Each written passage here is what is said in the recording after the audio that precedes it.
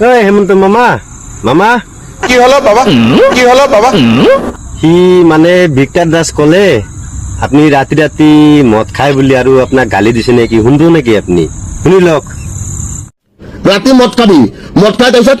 মই অসমৰ ৰাইজৰ লগত কথা পাতিব বিচাৰো আপোনালোকৰ কি হৈছে অকমান কথা চুপ মাৰি কাৰ পৰা লাইফ শিকিছ তই তোৰ বাপেৰে পৰা শিকিছ গম পাইছ নাই there is always a that big daddy of all series গম পাইছ নাই ৰাতি কি বালত তই ফেচবুক লাইভ কৰে কোন সিএমএ কৰে তই চুপ মাৰি কোনটো সিএমএ কৰে চুপ মাৰি কোনটো সিএমএ কৰে মাৰক সুদা কোনটো সিএমএ কৰা লাইভ কৰে দেখিছ কেলা মামা শুনছে না তো আপনি কিবা কব নেকি ভিক্টর দাসৰ বিষয়ে ভিক্টৰ দাস এগৰাকী সহজ সৰল ছোৱালী কেনেকৈ গুৰুল কৰি এই ব্যক্তিজনে পিটিছিলে তাৰ প্ৰতিশ্ৰুতি এতিয়াও আমাৰ সন্মুখত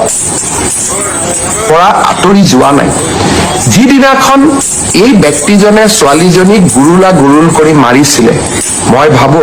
সিদিনাখন জুবিনেও কান্দিছিলে তো মামা তো কলে ভিক্টৰ দাসৰ বিষয়ে কলে ছোৱালীটো মাৰিছিলে তো সেইদিনা জুবিন দাও কান্দিছিলে তো এই শ্যাম কানুৰ বিষয়ে কিছু কিবা কব নেকি এই যিদিনা আমাৰ জুবিন দা ছিংগাপুৰত মৰিল তো শ্যাম কানু কলে মৰ্গত মাল খাবা যাম কিবা কব নেকি শ্যাম কানুৰ বিষয়ে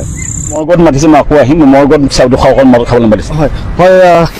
মই মদ খুৱাই থাকে মানুহৰ লগত কথা নাপাতো যোৱাচোন প্লিজ মামা কিয়ে নকয় ভয় খাইছে নেকি সেইকাৰণে নকয় নহয় দেই মই ভয় কৰা মানুহ নহয়